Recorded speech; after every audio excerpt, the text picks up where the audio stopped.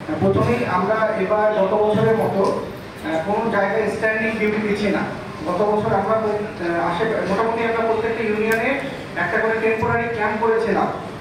এই বছর আমাদের টেম্পোরারি ক্যাম্প করার কোনো পরিকল্পনা নেই, বাট আমরা প্রত্যেকটা ইউনিয়নে আমরা ভিজিবল থাকবো।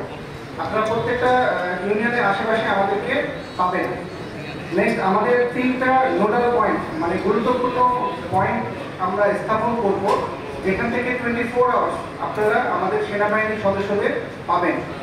আমরা প্রথমেই আমরা দস্তিঘাট এখানে একটা নোডাল পয়েন্ট করব, ঠাকুরদিঘি এবং কেরানীহাট অথবা মৌলভীর দোকান, এই 3টা পয়েন্টে আমরা আমাদের ফোর্স থাকবে, অলওয়েজ স্ট্যান্ডিং ফোর্স থাকবে, যাতে আমরা কোন ধরনের ইনসিডেন্ট হলে নিকটস্থ যে ইউনিয়নগুলো আছে সেখানে আমরা কুইক রিজার্ভ ফোর্স আমরা পাঠাতে পারি। এর পাশাপাশি আমাদের always 24 hours day and night 2টা টহল 17টা ইউনিটে অলওয়েজ আপনার টহল পরিচালনা করবে।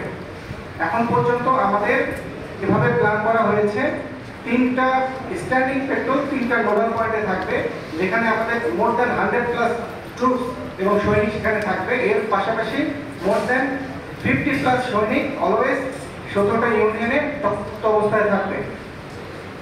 এর পাশাপাশি আমাদের আপনারা যেটা বলেছেন রাস্তার পথে সিকিউরিটি একটু হ্যাজার্ড দেখা যায়, সিকিউরিটির বিভিন্ন ধরনের যেমন বিভিন্ন আসর বা মঞ্চ বিভিন্ন আসর বসে। তো আমরা এবার ফুললি জিরো টলারেন্স হিসাবে দেখছি, যারা নিরাপত্তার ক্ষেত্রে হুমকি হিসাবে আমরা মনে করব আমরা কোনো ধরনের তাদেরকে ছাড় দিব না।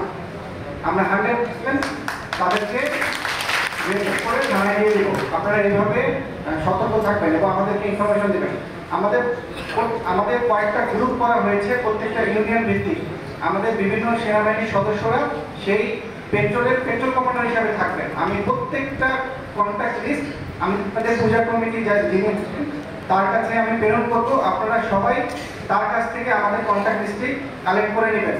যে কোনো ধরনের ইনসিডেন্ট যদি আপনারা প্রেডিক্ট করতে পারেন বা সন্দেহজনক মনে করেন আমাদেরকে জানাবেন। আমি আপনাকে কথা দিচ্ছি উইদিন 10 মিনিট আমরা আপনাদের স্পটে পৌঁছায় যাব।